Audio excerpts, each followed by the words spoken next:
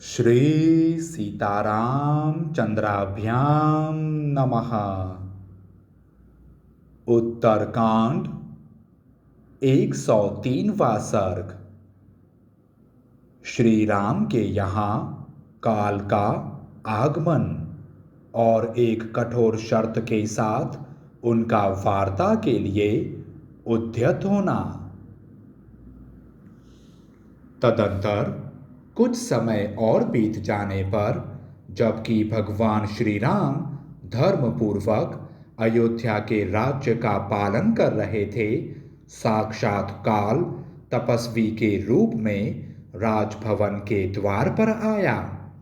उसने द्वार पर खड़े हुए धैर्यवान एवं यशस्वी लक्ष्मण से कहा, मैं एक भारी कार्य से आया हूं। तुम श्री रामचंद्र जी से मेरे आगमन की सूचना दे दो। महाबली लक्ष्मण, मैं अमित तेजस्वी महर्षि अतिबल का दूत हूँ और एक आवश्यक कार्यवश श्री रामचंद्र जी से मिलने आया हूँ। उसकी वह बात सुनकर सुमित्रा कुमार लक्ष्मण ने बड़ी उतावली के साथ भीतर जाकर श्री रामचंद्र जी से उस तापस के आगमन की सूचना दी। महातेजस्वी महाराज, आप अपने राजधर्म के प्रभाव से इहलोक और परलोक पर भी विजयी हो। एक महर्षि दूत के रूप में आपसे मिलने आए हैं। वे तपस्या जनित तेज से सूर्य के समान प्रकाशित हो रहे हैं। लक्ष्मण की कही हुई वह बात सुनकर श्री राम ने कहा, तात, उन महातेजस्वी मुनि को भीतर ले आओ, जो कि अपने स्वामी के संदेश लेकर आए हैं। तब जो आज्ञा कहकर सुमित्रा कुमार उन मुनि को भीतर ले आए। वे तेज से प्रज्वलित होते और अपनी प्रखर किरणों से दग्ध करते हुए से जान पड़ते थे। अपने तेज से दीप्तिमान रघुकुल तिलक श्री राम के पास पहुंचकर ऋषि ने उनसे मधुर वाणी में कहा, रघुनंदन, आपका अभ्युदय हो। महातेजस्वी श्री राम ने उन्हें पाद्य अर्घ्य आदि पूजनोपचार समर्पित किया और शांत भाव से उनका कुशल समाचार पूछना आरंभ किया। श्री राम के पूछने पर वक्ताओं में श्रेष्ठ महायशस्वी मुनि कुशल समाचार बताकर दिव्य सुवर्णमय आसन पर विराजमान हुए।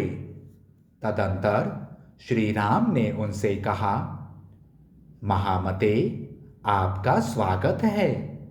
आप जिनके दूत होकर यहाँ पधारे हैं, उनका संदेश सुनाइए। राजसिंह श्री राम के द्वारा इस प्रकार प्रेरित होने पर मुनि बोले, यदि आप हमारे हित पर दृष्टि रखें तो जहाँ हम और आप दो ही आदमी रहें, वहीं इस बात को कहना उचित है।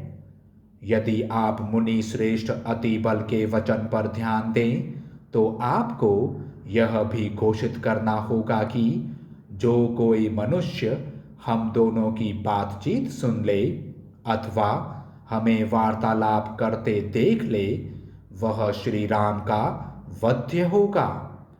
श्री राम ने तथास्तु कहकर इस बात के लिए प्रतिज्ञा की और लक्ष्मण से कहा, महाबाहो, द्वारपाल को विदा कर दो और स्वयं ड्योढ़ी पर खड़े होकर पहरा दो। सुमित्रा नंदन, जो ऋषि और मेरी दोनों की कही हुई बात सुन लेगा या बात करते हमें देख लेगा, वह मेरे द्वारा मारा जाएगा। इस प्रकार अपनी बात ग्रहण करने वाले लक्ष्मण को दरवाजे पर तैनात करके श्री रघुनाथ जी ने समागत महर्षि से कहा, मुने, अब आप निशंक होकर वह बात कहिए जिसे कहना आपको अभिष्ट है, अथवा जिसे कहने के लिए ही आप यहाँ भेजे गए हैं। मेरे हृदय में भी उसे सुनने के लिए उत्कंठा है। इस प्रकार श्री वाल्मीकि निर्मित आर्ष रामायण आदि काव्य के उत्तरकांड में 103वां सर्ग पूरा हुआ। जय श्री राम।